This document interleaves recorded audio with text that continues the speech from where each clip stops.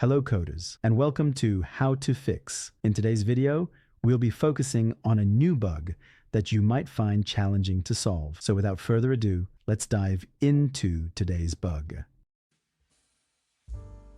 Let's now run code 1 that triggers the error and see the output. Here's a detailed analysis and the remedy for this problem. Please halt the video to go through the explanation. It's time to mend the code and check the produced result.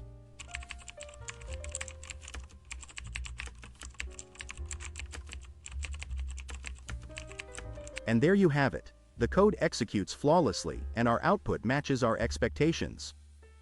No more error. That concludes today's video.